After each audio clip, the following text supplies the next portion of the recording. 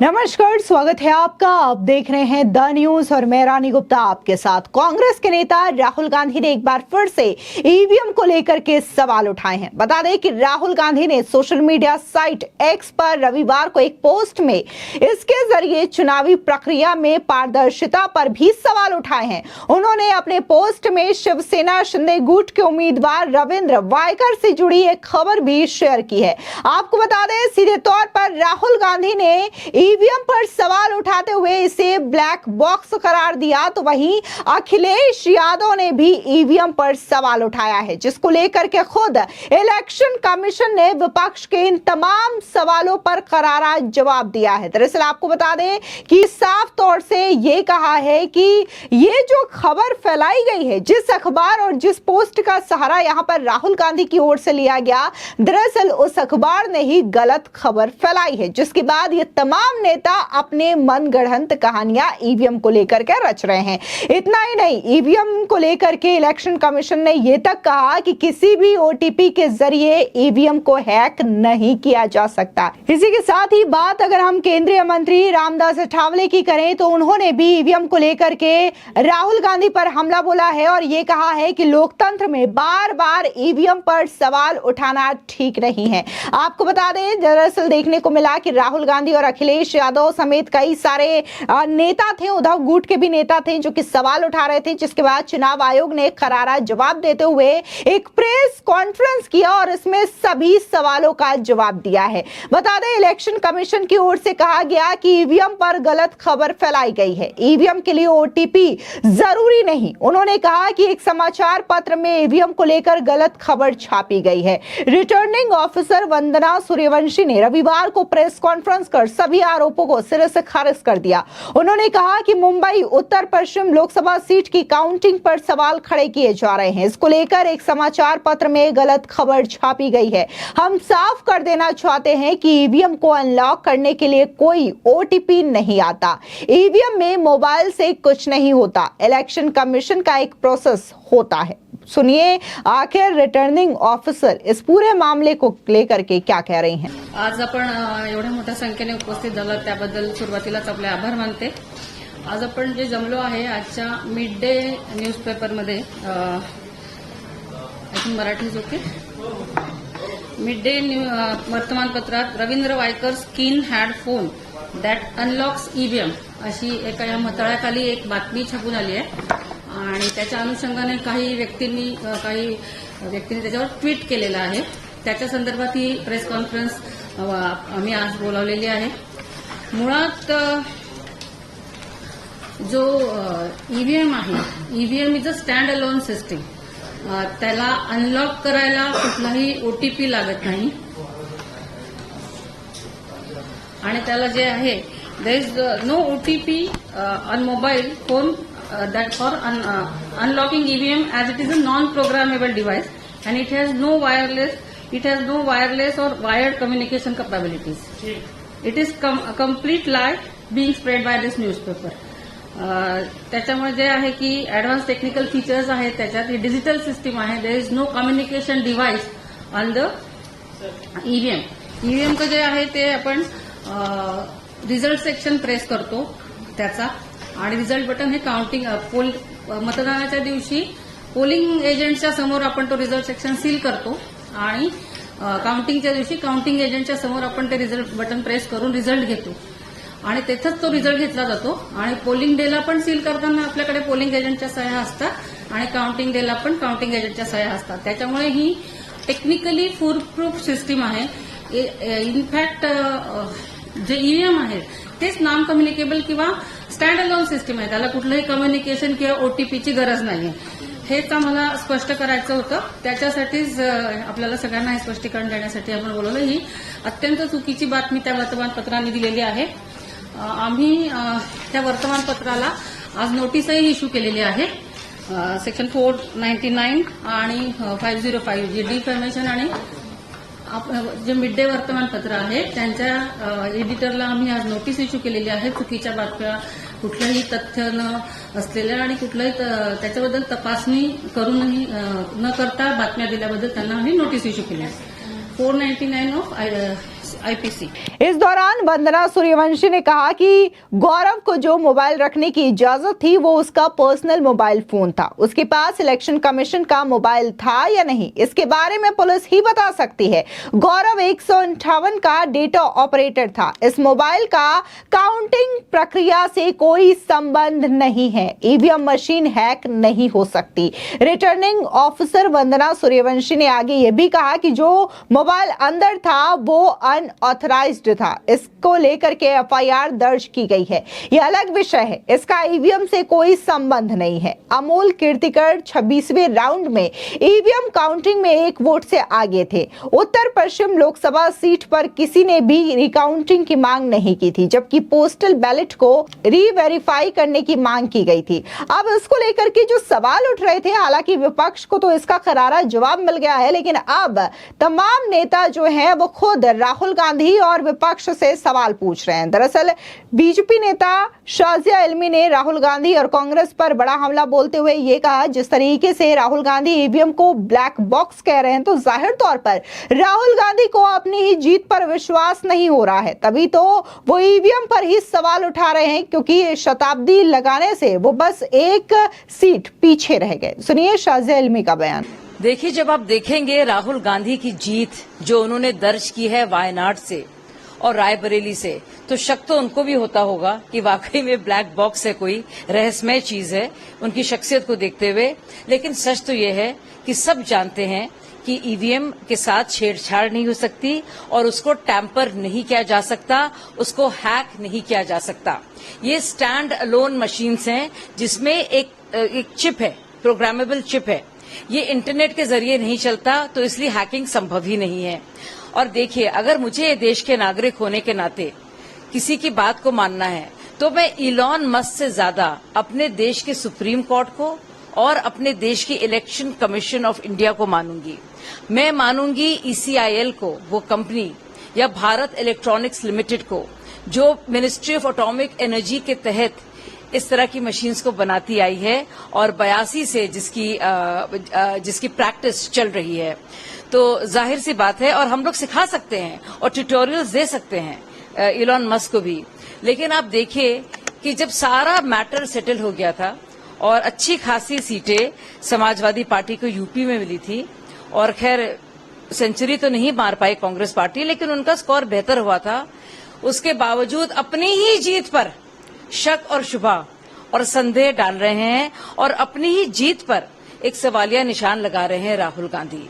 जब वो ईवीएम को ब्लैक बॉक्स कहते हैं और बाकायदा इलॉन मस्क की बात की तस्दीक करते हैं, तो जाहिर सी बात है, साफ जाहिर है, उन्हें अपनी ही जीत पर विश्वास नहीं है। इसके अलावा संजय निरुपम का भी बयान सामने आया है। उनका कहना है कि जो बार बार लोग ईवीएम को लेकर के झूठे नैरेटिव चलाते हैं, झूठी खबरें चलाते हैं, इन पर एक्शन होना बहुत जरूरी है। ऐसे लोगों पर कार्रवाई करनी चाहिए, नहीं तो ये इसी तरीके से झूठी खबरें फैलाते रहेंगे। सुनिए संजय निरुपम क्या कह रहे हैं।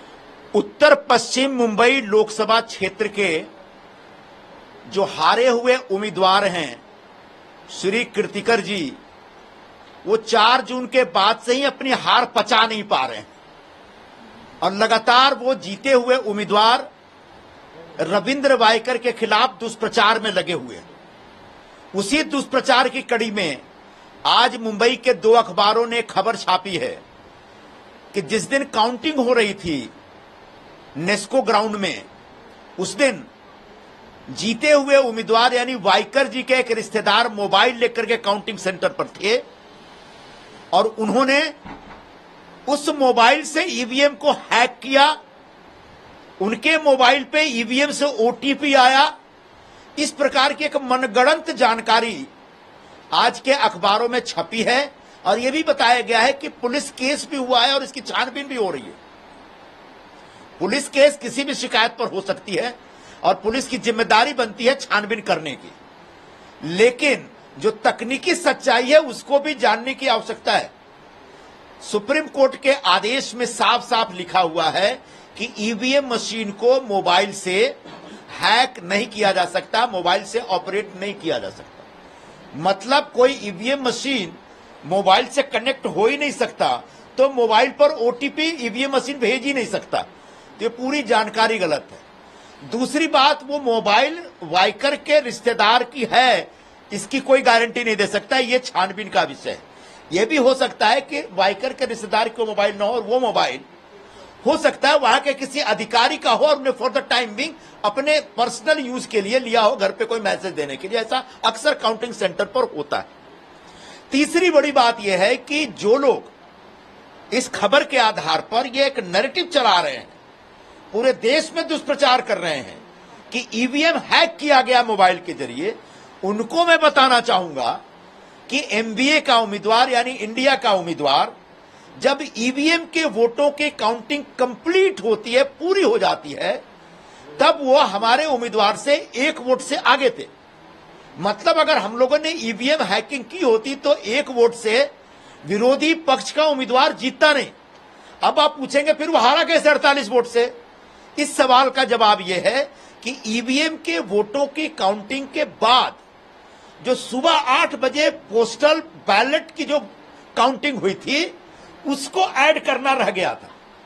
तो जो पोस्टल बैलेट की जो काउंटिंग थी वो पहले से रेडी था हमारे पास। उस पोस्टल बैलेट की काउंटिंग में रविंद्र वायकर को 1550 वोट मिले थे और कीर्तिकर को 1501 वोट मिले थे। दोनों उम्मीदवारों को जो प्राप्त वोट थे, जिसमें 1 वोट से कीर्तिकर के सुपुत्र आगे थे, उनके वोटों में पोस्टल वोटों को जोड़ा जाता है, पोस्टल बैलेट के वोटों को, और उसके जोड़ने के बाद 48 वोट से कीर्तिकर पीछे छूट जाते हैं और वाइकर आगे निकल जाते हैं। मतलब ईवीएम हैक करके वाइकर नहीं जीते हैं, पोस्टल बैलेट की काउंटिंग की वजह से वो आगे निकल आए। अब इस फर्जी खबर को जिस तरीके से हिंदुस्तान के बड़े बड़े नेताओं ने आज अपने ट्विटर हैंडल पे उठाया है, वो अपने आप में हास्यास्पद मामला है। हमारे आदरणीय राहुल गांधी जी जो इस देश के प्रधानमंत्री बनने का ख्वाब देखते हैं, वो इस फर्जी खबर को उठा करके पूरा ट्वीट कर रहे हैं। अखिलेश यादव जो दावा करते हैं कि सिडनी से इंजीनियरिंग पढ़ के आए, तेजस्वी यादव कितना पढ़े हैं मुझे नहीं मालूम है, लेकिन उप मुख्यमंत्री रहे अखिलेश यादव जो भी मुख्यमंत्री रहे, प्रशांत भूषण जी एक बहुत बड़े सुप्रीम कोर्ट के लॉयर हैं। ये सब लोग इस फर्जी खबर के आधार पर ऐसा एक पूरा एक बयान जारी कर रहे हैं मानो पूरा का पूरा चुनाव में ईवीएम हैक कर लिया गया था। मुझे बड़ा हंसी आती है ऐसे बेसलेस और पूर्वाग्रहग्रस्त और झूठ पर आधारित खबर को इन नेताओं ने बगैर जांच के, बगैर परख किए, बगैर चेक किए उठाया और आगे बढ़ाया। मुझे इनके पूरी बुद्धिमत्ता पर तरस आता है। मैं इसका निषेध करता हूं। मैं उम्मीद करता हूं कि मुंबई पुलिस और collector office, Mumbai suburban collector office जो यहाँ के चुनाव प्रचार का, चुनाव के पूरी प्रक्रिया का इंचार्ज था, उनकी तरफ से ऐसे दोषपूर्ण खबरों को छापने वालों के खिलाफ कार्रवाई होगी और जो लोग ये नैरेटिव चला रहे हैं उनके खिलाफ भी एक जोरदार कार्रवाई होनी चाहिए, तब जाकर के यह दुष्प्रचार रुकेगा। मैं एक बार फिर कहता हूं, ईवीएम की कोई हैकिंग नहीं हुई थी इस चुनाव में। दूसरी बात, अगर हैकिंग होती तो कांग्रेस को 99 सीट नहीं मिलते। अगर ईवीएम की हैकिंग होती तो अखिलेश यादव को उत्तर प्रदेश में 37 सीटें नहीं मिलती। तो कम से कम अब ईवीएम के नाम पे जो रोना है उसको बंद करिए और अपने उम्मीदवार को बोलिए कि भाई तू 48 वोट से हार गया, अब इसको मन को मतलब दबा करके स्वीकार कर लो और आगे के चुनाव की तैयारी में लग जाओ। इसके अलावा बीजेपी नेता नलिन कोहली का बयान भी सामने आया है। उनका कहना है कि जिस ईवीएम को लेकर के कांग्रेस और विपक्ष सवाल उठा रहा है, इसी ईवीएम से वो भी चुनाव जीते हैं। आज इसी ईवीएम से राहुल गांधी की 99 सीटें आई हैं। समाजवादी पार्टी के जो अखिलेश यादव है उनकी भी सीटें उत्तर प्रदेश में बढ़ी है। सुनिए नलिन कोहली क्या कह रहे हैं। वही ईवीएम मशीन के आधार पर कई राज्यों में कांग्रेस पार्टी अभी हाल ही में जीती है। लोकसभा में भी उनकी सीटें आई हैं। तो इससे क्या लग रहा है कि ईवीएम में घोटाला है क्या? सीट उनके भी आए हैं और उससे घोटाला कैसे हो गया? तो कांग्रेस पार्टी, उनकी शायद राजनीति अब सकारात्मक राजनीति रही ही नहीं। तो कहीं ना कहीं प्रश्न उठाना है, चाहे प्रश्न में गंभीरता हो या ना हो, तो ईवीएम पे लगातार पूछते जाइए। इससे क्या लोकतंत्र खतरे में नहीं होगी? मुझे लगता है राहुल गांधी जी क्योंकि विदेश में जाकर कहते हैं कि लोकतंत्र खतरे में है, इसीलिए वो चाहते हैं कि देश में इस प्रकार की एक भाषा बने कि लोकतंत्र खतरे में, जबकि लोकतंत्र देश में मजबूत है। इसके अलावा केंद्रीय मंत्री जीतन राम मांझी का बयान भी सामने आया है। उनका कहना है कि जिस तरह लोकसभा चुनावों में जनता को भ्रम में डाला गया था राहुल गांधी और कांग्रेस पार्टी और विपक्ष की ओर से कि कैसे संविधान बदल दिया जाएगा, तो एक बार फिर से ईवीएम पर सवाल उठा करके जनता के बीच में भ्रम पैदा करने की कोशिश की जा रही है। ऐसे लोगों के बहकावे में जनता को नहीं आना चाहिए। सुनिए जीतन राम मांझी क्या कह रहे हैं। जब सुप्रीम कोर्ट के लोगों ने, पैनल ने भी कह दिया है, सब लोगों ने कहा है कि ईवीएम में किसी प्रकार की गड़बड़ी नहीं हुई है, तो फिर वो कहते हैं सिर्फ अपना मनोरंजन के लिए। अगर ईवीएम में गड़बड़ी की बात होती तो आज उतना उनको सीट नहीं आता। कर्नाटक में वो जीते रहे पहले, वो बात नहीं होती। दूसरे राज्यों में भी उनकी राज बनी तो उस समय ईवीएम से ही किए हैं लोग। तो ईवीएम पर प्रश्न उठा करके सिर्फ अपनी कमजोरी को वो दिखला रहे हैं, जनता को जैसे भ्रम दे करके कि संविधान और आरक्षण खतरा में है। तो उसी प्रकार से ये भी कह करके ये बताना चाहते हैं कि साहब हम बहुत पॉपुलर हैं। वो गलत से ही इतना सीट वो लोग ले आए हैं, गलत फहमी और भ्रम फैला करके। अगला इलेक्शन में देखिएगा उनका आता पता नहीं रहेगा। आपको बता दें, दरअसल राहुल गांधी ने सोशल मीडिया साइट पर लिखा कि भारत में ईवीएम एक ब्लैक बॉक्स है, किसी को भी इनकी स्क्रूटनी करने की अनुमति नहीं है। हमारी चुनावी प्रक्रिया में पारदर्शिता को लेकर गंभीर चिंताएं जताई जा रही है। जब संस्थाओं में जवाबदेही की कमी होती है तो लोकतंत्र एक दिखावा बन जाता है और धोखाधड़ी की संभावना बढ़ जाती है। राहुल गांधी ने जिस खबर को शेयर करके यह पोस्ट लिखा वो मिड डे की खबर है। मिड डे की इस रिपोर्ट में बताया गया है कि वनराई पुलिस को अभी तक की जांच में रविंद्र वाडनायर के रिश्तेदार मंगेश पंडलकर के खिलाफ कई सबूत मिले हैं। मंगेश पर आरोप है कि उसी ने ईवीएम में गड़बड़ी की, जिसके बाद मुंबई उत्तर पश्चिम लोकसभा सीट से वायकर को 48 वोटों से जीत हासिल हुई।